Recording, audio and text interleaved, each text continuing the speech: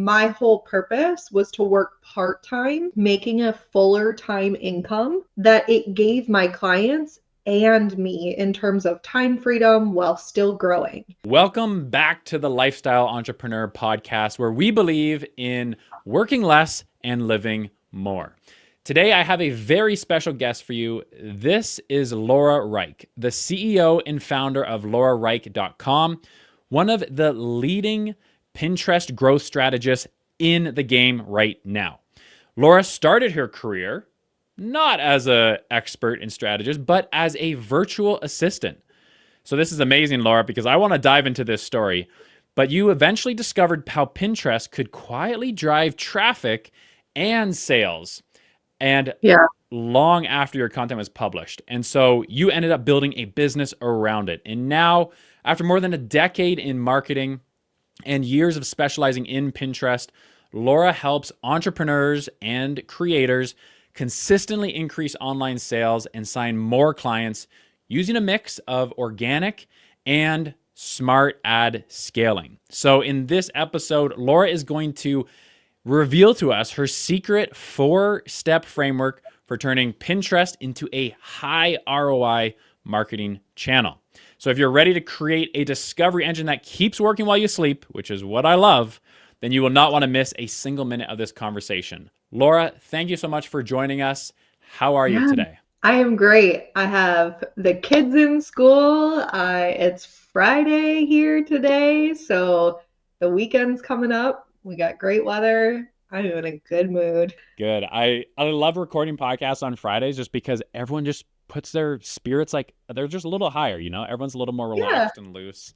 So I want to just dive right into it. What is your 4-step Pinterest framework? Let's just talk at what it is at a high level. Yeah, for sure. High level, it is systems, strategy, setup, and scaling. And so you really need to focus on each of those pieces to make the full flywheel work. We have a lot of people that will talk about I have it auto publishing from this platform to that platform, whatever it is, marketing wise, right? And if that's what gets you through, that's great. That's where I say you're probably in more of the setup and systems phase of it. But if you really want to dive into the strategy and get things to work for you more sustainably, then you have to look at it in a different strategic light. You have to bring in different elements, and then obviously scaling on rinse and repeat. So that is the very, very high over level of what the framework is. Amazing. And who exactly would be the right person for this framework? The only person that is not going to be good for this framework is someone who is not at the place in their business where they want to create content. Honestly, if you have content on Instagram, if you have a podcast, a blog post, a YouTube account, Facebook page, you have more than enough content to be able to use this framework. If you are someone who just has maybe one landing page or a homepage or one service offer, I am not discrediting that at all as a business owner. Everybody starts from a different area. Everybody is more comfortable where they're at right now and then grow into it. It's a little bit harder and a little bit more nuanced to make Pinterest work for you if you only have that one URL. And we can talk about that later. But so it's really someone who is consistently trying to have the conversations and provide the value for their clients and their potential customers that come to them. And how did you stumble across Pinterest? Like, obviously you started off as a virtual assistant. How did you find out about it? What was that like clicking moment where you're like, I figured it out?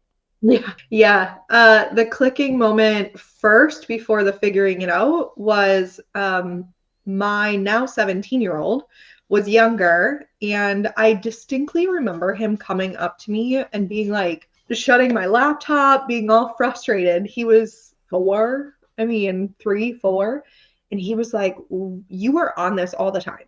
You are working all the time. And I was like, that was not what my intention was when going rogue and starting my own business back then. And I was like, I'm so sorry, dude. I started having conversations with my husband and I was like, I've got to figure this out because yeah, there's income coming in and it's great. But like my whole purpose was to work part-time, making a fuller time income to be able to not have to worry about if the kids are sick or what have you. And so I really started looking into what I love to do that I was already implementing for my clients that was actually making an impact.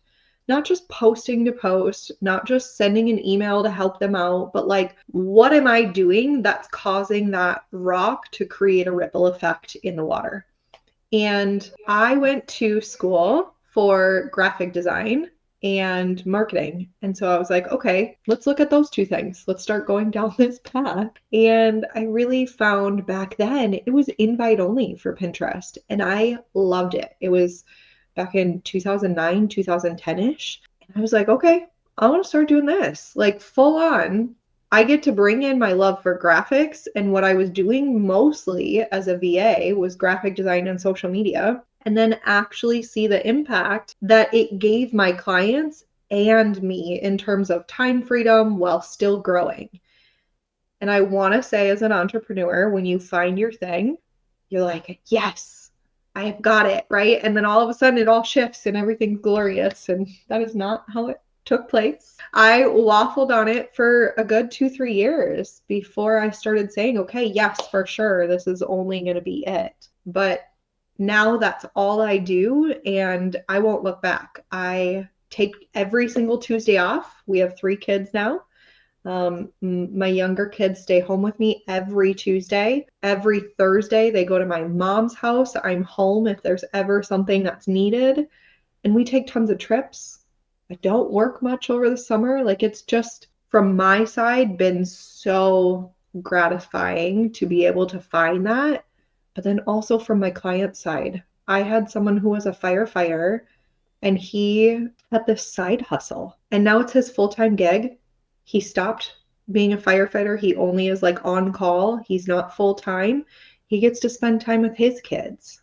And it's like finding that is really what drove me to switch. Yeah, that's honestly, that story just like touches my heart. Like, that's why I call this show The Lifestyle Entrepreneur, Yeah. because like and most people don't start a business to like work 80 hours a week and like never see their family, right? Most people are starting a business so they can have the freedom of location, freedom of time, and Yeah. financial freedom. And so we're Yeah. all like seeking this. And that's like, that message really hits home at the center of my life, because that's my purpose really too, is creating a business to have those.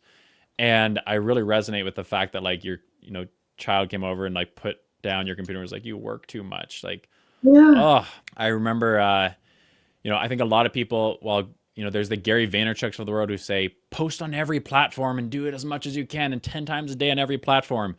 But oh my God, that is so overwhelming. And a lot of people don't know this, but Gary Vaynerchuk ended up getting a divorce. And now I get it. He loves his work, but that's not what we're about here. We're really about, trying to figure out that signal from the noise. There's a really popular book called Signal in the Noise. Really fantastic read. I highly recommend it. But the purpose of it is exactly what you just mentioned, Laura, where you're like, okay, I'm doing all these things in my marketing, but I need to, find my time, buy back my time, but I need to figure out what's that one thing that's moving the actual needle, driving not just traffic, but sales. So Yeah. what is the first step to implement this Pinterest framework? Yeah. Honestly, super simple. If you are not on the platform, start a profile. Make sure that your profile isn't just your name. Do a quick search on the platform. And I love their search ability on here. It is intent based. It's not interruption based, meaning you're not doom scrolling and then happen upon somebody. They're looking for you. And so do a quick search on there. If you are, we're just going to go with Pinterest, right? If you are on there and you're like, okay, Pinterest marketing, and Pinterest will show you what people are searching for around that. Use those phrases in your profile name, in your bio, all of that to optimize it so that you have that presence on the platform. That is like ultimately step one, super boiled down process one of my 4-step framework. If you're already on the platform, optimize that. Because I guarantee you, 90% of the people who come to me are like, well, yeah, I just have a profile, just like social. I set it up. It's my name. It's got my business link down there. I've got a couple boards that are my business name, right? Nobody knows you yet. And so you got to think about it in terms of YouTube and Google. They don't go there searching for a specific brand. They go there searching for a solution. So just look at your profile from a different lens if you already have one or if you don't have one, and really ultimately focus on what is it people will search to find you and how can you put that into that setup, because then that's going to help all the other steps. So I want to use this in an example so people can really see how this plays out. And I want to pick a really, what most people consider like a boring like industry. So what about like a lawyer?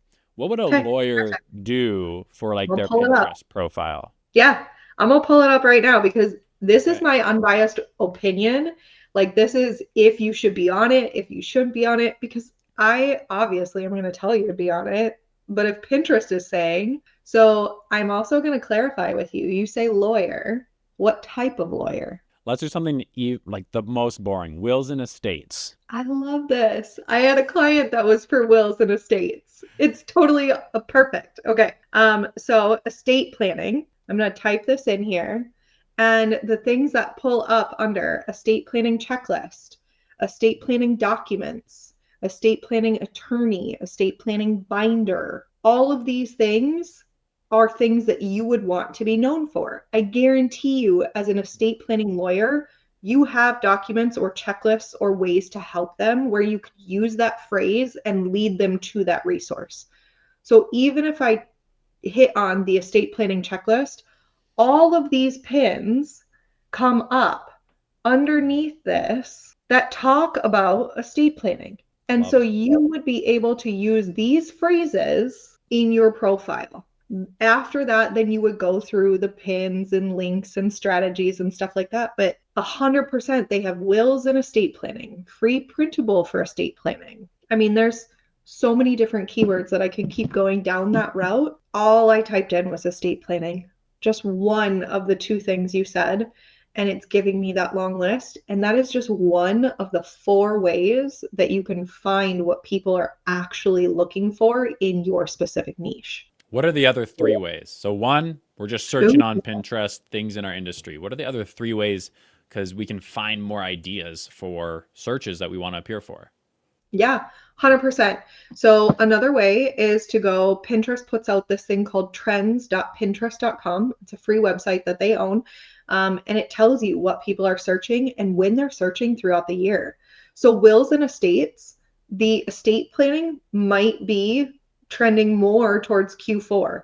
Wills might be trending more towards Q1, right? And so then you're going to have a different strategy based on when people are actually doing those searches. So that would be the second way to handle it. The third way, you don't have to do ads, but go into their ads.pinterest.com. They give you the specific search volume for those key phrases that you've now found some of them through the other 2 ways.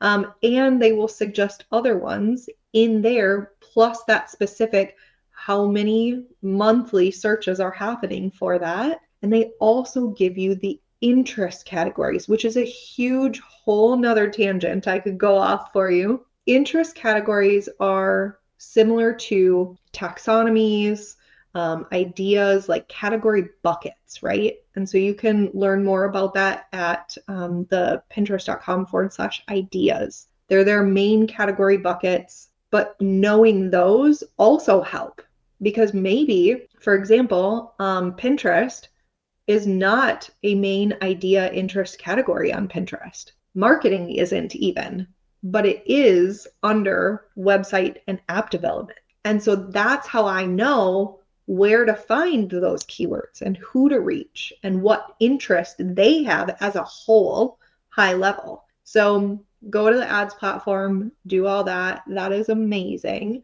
And then the fourth one, really honestly, is one of my fun secrets that we'll give you guys today. When you are searching the feed and you've done a search, when you scroll down far enough, it will say related searches.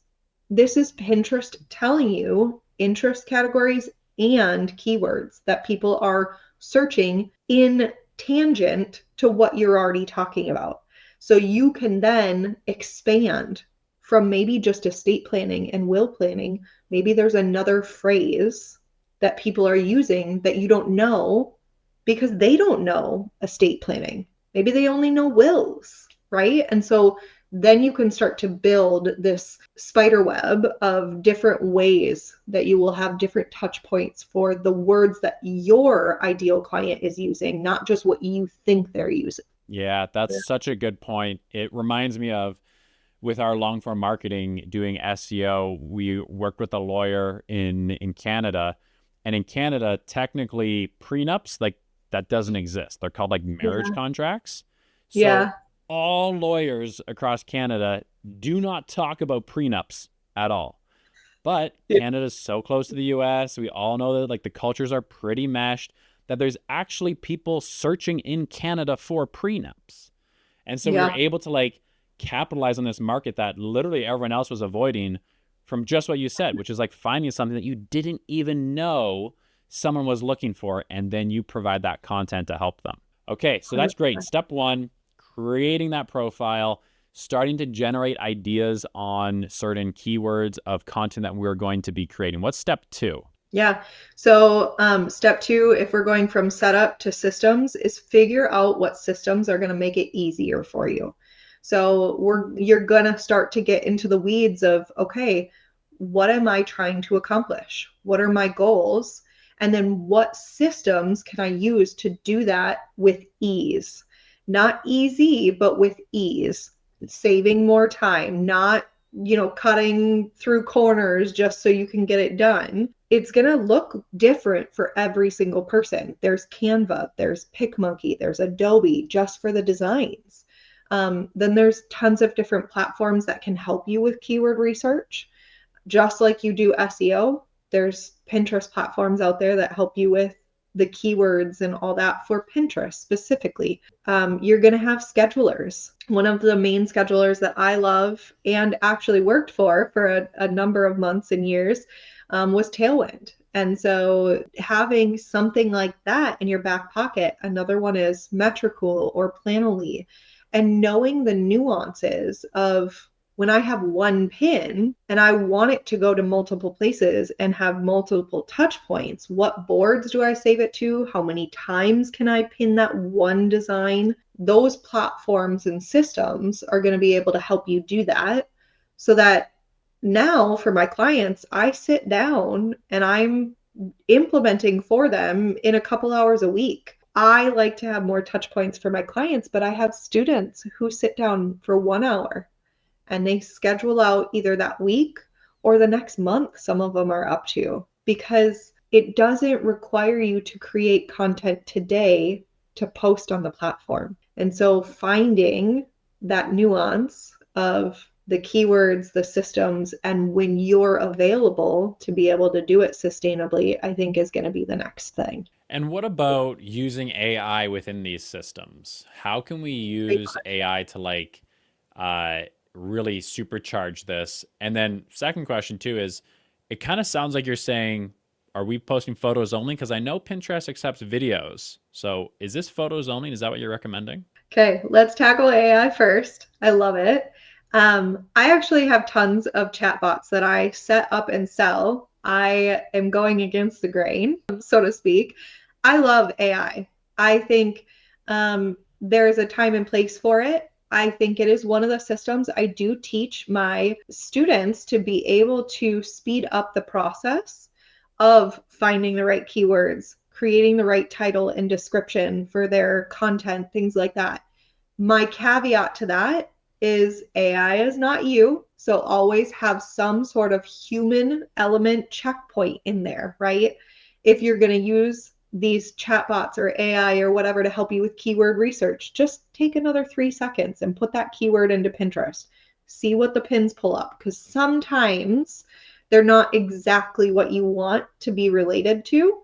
And so I would hate for you to just blindly copy and paste. Same thing with titles, descriptions. AI is a godsend in terms of the process of speeding up what you're already going to be doing, as long as you have those checks in place. When it comes to imagery, my only caution there is to make sure that you are focused on content that is going to be relevant to the title and keywords that you're using.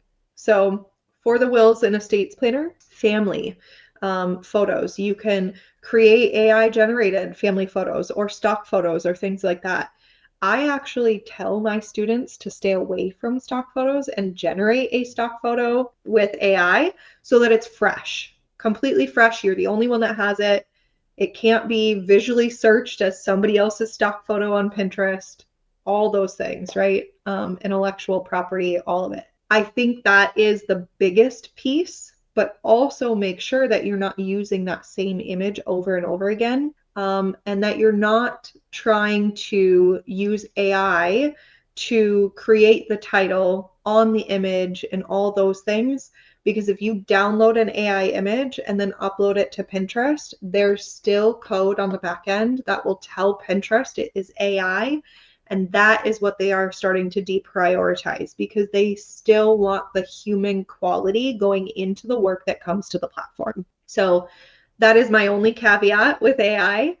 In terms of the creatives that you asked about, habitually, users have been taught on the platform to only focus on static images, because the users know that when they see the static image, they click on it, it goes to the resource they want. That is how we've trained everybody that Pinterest works. With videos, it's a little bit more nuanced. It still works. It's still great to use, but they can't click on the video to be able to get to the information or resource. They have to go under the video and they'll see a visit site button. And they click on that and then go to it. So there is one extra tiny step. With that, leading into part 3 of the framework, part of our strategy is use video, absolutely, but use it with a different goal intention.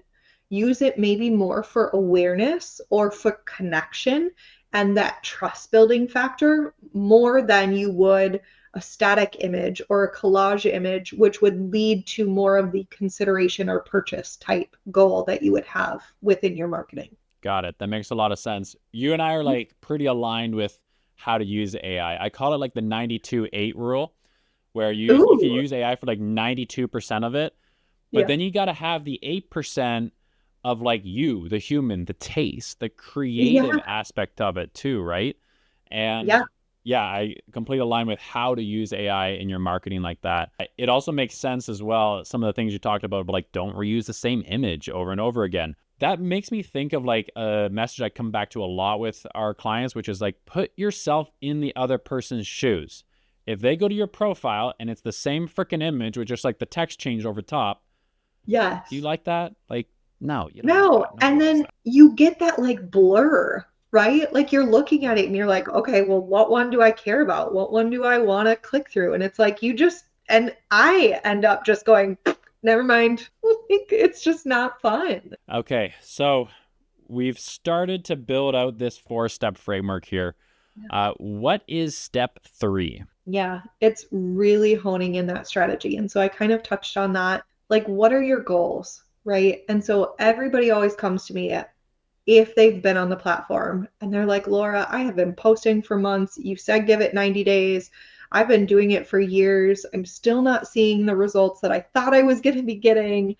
Like, what is happening? And that is kind of a cop-out question because there's so many different elements, right? And so I ask them to take a step back and look at it as a bigger picture. We all know or have heard along the way of our journeys of owning a business that there are 3 steps in marketing: awareness, consideration, and purchase. And so we want to think about that first and foremost. What do we have for awareness content to build upon? What do we have to be able to give them in exchange for getting their email or some sort of contact information? So then we own that lead. And then what can we lead to get that purchase where it's more passive?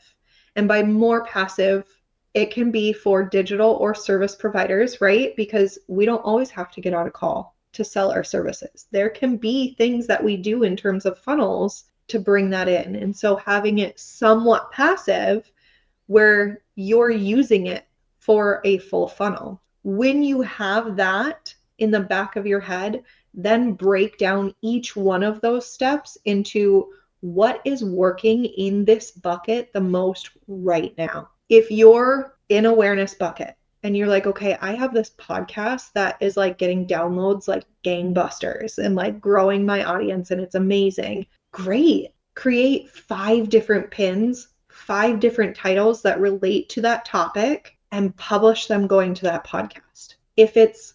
So you're saying send them to that podcast episode. Yeah, so that's where I was going to go right now too. So if it's a podcast that you also have on a blog post, take a couple of those pins, go direct to the podcast, a couple of them go direct to the blog post, a couple of them go direct to an Instagram reel that leads to the podcast episode, right? And so you then have multiple forms of content for that one piece we know in that one bucket that is converting and working right now. And that's just one bucket, one piece of content. I guarantee you, if I were to audit your business, you have multiple ways that people are already finding you and already connecting with you in each one of these buckets. And so that's the beginning piece of the strategy. I could go so deep and like so many different tangents with like how many times and when to schedule and like all this stuff. But really, that's where I want you to focus. Whether you're new or been on the platform for years, reevaluate what you're doing. Because I guarantee you, if you're not seeing results, you're not leading them to what's already working in your business and then expanding from there. And that's really the power of Pinterest, is it's dynamic. It will work with you, right? So if you have something that's working right now, go to that.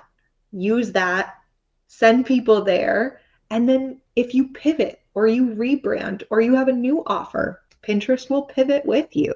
But you have to know those foundational pieces of the strategy to be able to do the more advanced pieces of it too. Yeah, I love that. And with marketing, I've seen the same thing that you're talking about where people are saying, hey, I've been doing this, whether it's Pinterest or YouTube or SEO or whatever. I've been doing it for however long and I'm not seeing any results. What's going on? Yeah. And I would say like 99% of people, maybe 100% of people who have that problem, if you're listening, you feel like that's your problem right now. Yeah. Do you not just post the content? Do you reflect on it? Do you say, oh, what content worked well? What content worked poorly? Hey, why did it work well? What was the hook? What was the intro? How long was it? What did it look like? What was my description? Like, no one does that next step, right? Like, yes, you need to publish some form of content or ads, but very, very few people actually say, hey, I'm going to actually reflect on it and figure out what's working and try to do more of that. This is like the law of 1% marginal improvements, where it's like, as long as you're making steps forward, you are going to find success, but you got to be improving. If you're just like posting a post to check the box, don't expect anything better than just a box being checked. So 100%. We talked about this, how, someone is posting, they're getting low views. Let's say you are that person who is reflecting, trying to get better, but still stuck with low views. Where does the ads scaling come in? What's your high-level strategy with Pinterest ads? Yeah. So before we get into ads, I'm also going to say part of scaling is that reflection. And so I was going to be like, I'll pay you under the table later. Thanks. That was really great. But that is step 4. It's not just always ads. So don't get me wrong. If you are someone who is totally against ads right now, or you cannot invest into ads, you still have a scale piece of my framework, because you have to still look at the, like you said, if the hook wasn't working, right? For us, it's going to be maybe the interest category or the keyword is off. We had a client who was a fashion store, and they had like online stuff and all this. And during COVID, they were like soaring, and their searches were going. They had online sales for their store, like everything was great. And then it was like 6 months into COVID, all of a sudden it flipped. And they were like, I know people are still purchasing because they can't go to the stores, but why is it like all of a sudden my traffic just dropped? From fall fashion, it changed to fall aesthetic. They didn't know because they didn't look. And so that one change in that strategy bounced them back and took them further than where they were the previous year. And so that is a huge piece of it organically, regardless of going into ads. So I just want to make sure for anybody who is like, well, I can't invest in ads right now, or I'm not ready for it. Like, totally fine. Not everybody is. I venture to say I would challenge you that you might be. But just that tidbit of information. In terms of actually using ads, there's so many different ways. Again, going back to awareness, consideration, purchase. My ultimate favorite high-level overview is if you know you have funnels that have converted on the back end. Like, you have people going through them. You're either getting the sales calls, you're getting the digital purchases, the course purchases once they're on your email list.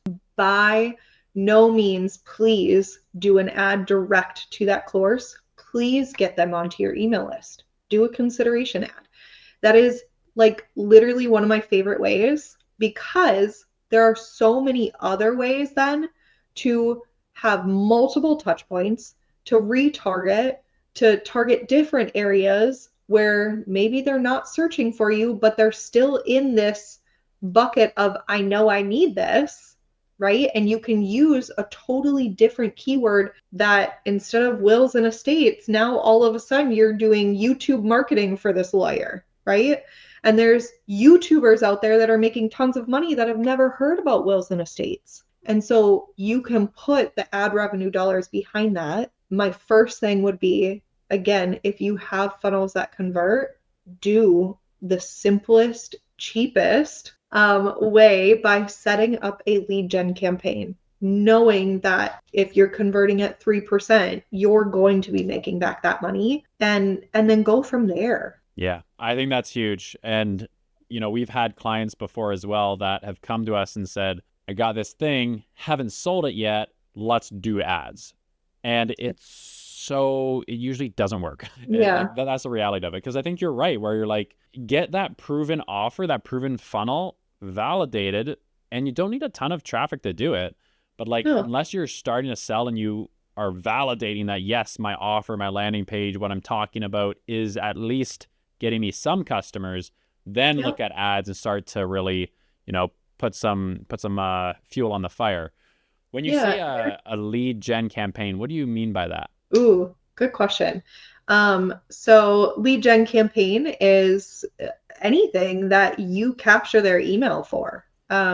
So I have multiple funnels where I will teach them something, give them a webinar, give them a PDF, digital download, mini course that's free. And all I'm asking for in exchange is their email, because I know once they go through my content and learn from me, they will trust me and they will ultimately purchase from me. And so that is where I'm like, okay, come here. All I want is your email, and then I will help you with X, Y, and Z. And so that's really the lead gen campaign. I also want to touch on what you said about testing the funnels. I do have people that come and they're like, okay, this hasn't been, said that it's going to convert. I don't know if I can get sales from it, but I want to do ads, and I will help them. However, we do a different type of campaign where it's a test campaign. 2 weeks. Test it out. Don't do it thinking you're going to make all this money. Like, if you want to know now and you have a budget to put into it, you can accelerate the process of testing that funnel. But just know, you're probably not going to recoup those ad dollars you spend. So again, that goes back to the goals. And also, I missed a point when I was talking about lead gen because those are like my absolute favorite. We do have clients that have done Meta ads or Google ads straight to courses, straight to products, straight to services. Again, they know that it converts. Those work on Pinterest as well. So it's just making sure that we know what is that goal, who are we trying to go for, and has it been proven? Yeah. Yeah, got it. So the lead gen campaign, you're using Pinterest ads to send people to lead magnets, whether that's webinars, freebies, checklist downloads, etc. You're then taking those emails, you're marketing to those emails. And are you marketing those emails like with email marketing, or are you like putting those emails back into ads? What do you do with those emails? Ooh, great question. Yeah, so both. We will have the email funnels. We tell our clients, like, make sure you have some sort of a follow-up sequence and nurture sequence, get them to where you want them to go. There are multiple ways that you can help that process as well. So on the back end, you can retarget to people who have downloaded and signed up for the thing. You can also create a lookalike audience to find more people to download that thing or go to the lead magnet page. You can also then say specifically to people who have downloaded and been on the list, maybe it's been 30 days and they still haven't purchased from your nurture list. Then you can have a different ad that says, hey, how did this work? Why didn't you buy this over here? And go straight to the purchase page at that time. A really fun one that a lot of people don't think about too is re-offering the tripwire. So self-liquidating offers, those funnels where you get their email and then that thank you page offers them something for a cheaper rate or a discount or whatever. Why is that the only time those people have to see it, right? Why not set an ad to run for the next, maybe your nurture sequence is 14 days and say, hey, last chance. I know you didn't say yes, but now that you know me, here's your last chance. Otherwise it goes up in the price. There's so many different ways that you can handle that too. You can also use Pinterest to couple with other ads. So if you're running a lead generation campaign on Facebook and Instagram and they are signing up, but they're not purchasing, why not use Pinterest? Retarget those people that signed up through Facebook or saw it on Facebook but didn't sign up. Like there's so many different ways to overlap so that your money is actually working harder for you than just that one touch point. Wait, are you saying that I can target people who have been exposed to me on like Facebook or Instagram? I can create an audience with that with Pinterest? 100%. Oh my God, that's insane. No one's talking about that because like you can't do that with other platforms. Like you can't do like a YouTube to Meta. I don't think that exists as far as I know, or vice versa. So it's I don't know about that, but I do know, like, for my clients, right? All you have to do is put the Pinterest pixel on where you're sending people to that specific landing page from Facebook, and then So we do a lot of. I should get a little bit deeper into the weeds here. We do a lot of like duplicate landing pages when you're testing ads. And so that is a part of the strategy. And so we'll have like laurarike.com/lead magnet Facebook, lead magnet Pinterest, lead magnet Instagram, right? So that we can track that information. And so then we will put the Pinterest pixel on there and be able to create custom audiences specific to either that landing page that we know is coming from Facebook, from the traffic going to a certain landing page where we know it's coming from Instagram ads or Google ads, even if you don't duplicate the landing page, because that's maybe the only place you're doing ads. Like there's so many different ways to capture that and then create custom audiences around that, where Pinterest has the ability to make you almost omnipresent and give them those multiple touch points based on the fact that they're focused on multiple different platforms as a user. Got it. So you do have to get them off of Facebook or Instagram to the landing page to then retarget them on Pinterest. You do have to have the traffic, yes. Yep. Got it. That makes sense. Yeah. Okay.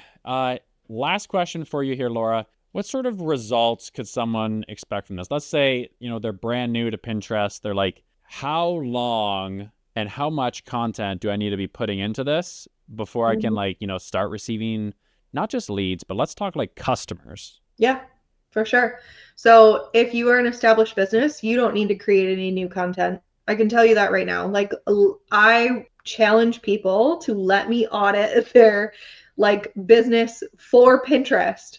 I do free audits. I'm like, okay, you've got content over here, here, and here. Like all of this will work for the next 6 months for you, right? And so please don't think that because Pinterest is a content generator platform, you have to feed it. You already have content, right? So that is thing number one. The second thing is if you're doing it by yourself, please, please, please give it bare minimum 90 days. I like to lovingly force people to do 6 months because I think you need to be open to the fact that Pinterest is a slower burner. You're not going to get those leads tomorrow, right? They need to be able to see you. You need to be able to show up in their search. So give it some time. If you're working with someone like myself or someone else who is versed in the platform, we set good, better, and best goals. You can reach goals in the first 30 days. That is not a guarantee for everyone. We had someone who was running ads on other platforms, didn't have a Pinterest profile, did not know how to run Pinterest ads at all, and is kind of like a weird type of niche, like we were talking about in the beginning, boring, weird, like just not the norm for Pinterest. And they made back ad revenue spend in the first 14 days, like blew it out of the water. I wasn't even expecting that. I was telling them 45 days. Totally amazing. So there are ways that you can, and those were bringing in clients. Those were not just sales to products or courses or whatever. That was bringing in clients. There are ways to do that. We had a client worked with us for 6 months and brought in 2 new high ticket clients.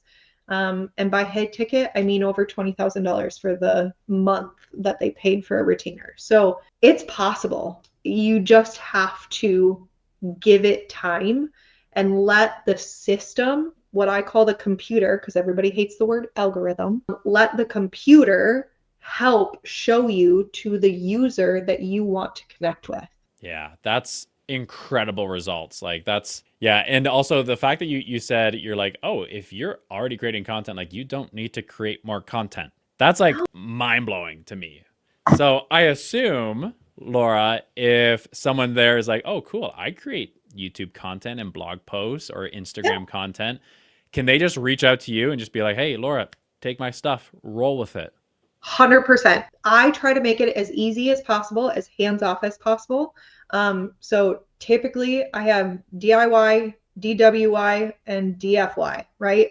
So DIY, do it on your own. I have courses, programs, you can learn it, handle it on your own. I am there to help answer any questions. Done with you, coaching group. So we will help you along the way. You also get access to anything I sell online in that coaching group for free. Done for you, 2 different options. If you already have a social media team or a VA, I will create the entire strategy, give your VA all the Loom videos, tell them exactly what they need to do. So I'm basically like stepping in as a fractional CMO for you for Pinterest, and they run with it. And then I do the scaling, looking at your analytics every month before I give you that next month worth of stuff to your VA. The other way is just fill out the form, say you want someone to handle it, you want to completely be hands off. I have an intake form, and that's literally all I need from you. If you want to get on calls with me monthly for client chats, things like that, totally cool. One of the things that I know no one else in the industry is doing that I really love is for those who do create the consistent content, right? I do a trends analysis every single month for 4 to 6 months out. And so I will tell you what you already have in terms of content for what's going to be trending in the next 4 to 6 months. And then I also say, here are some other opportunities if you want to create content around these gaps that I see. for your brand specifically. So it could be recaps, it could be a YouTube mashup, it could be recording a new podcast. It can be simple or it can be elaborate based on what the client tells me and their intake that they want. Wow, that's amazing. And where can people go to start to engage with you in this? Yeah, laurarike.com has everything on there. For this specific podcast, you can go to laurarike.com/podcast.